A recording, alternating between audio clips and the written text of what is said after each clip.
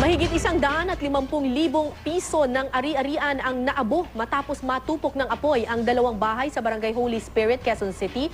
Ayon sa Bureau of Fire Protection, maaaring short circuit ang naging mitsa ng sunog. May news to go si Athena Imperial.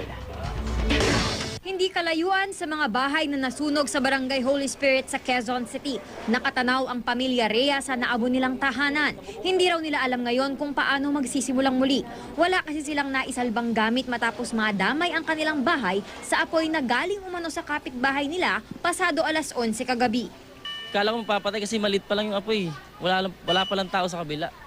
Kaya pala sigaw ng sigaw ko. So kuya, saan mo nakita? Sa kisame ba? Sa Kisame agad. kisame? Kisame. Binubuhusan ko namamatay kaso nga lang hindi ko in-expect. Mayroon pa pala sa kabila.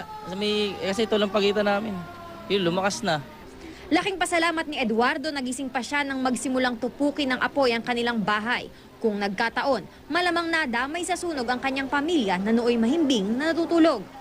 Nagsimula umano ang apoy sa tahanan ng magkapatid na Jumao-as. Kadarating lang daw noon ni Joseph Jumao-as mula sa trabaho nang makita niyang nagliliyab ang isang kwarto sa kanilang bahay.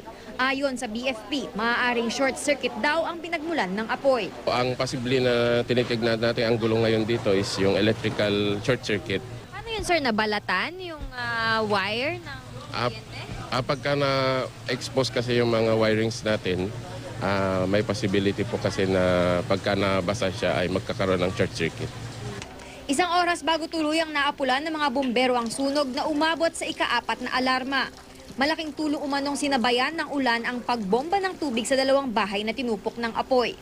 Nasa 150,000 pesos ang halaga ng mga ari-ariang naabo. Patuloy pa ring iniimbestigahan ng BFP ang dahilan ng sunog. Athena Imperial, GMA News.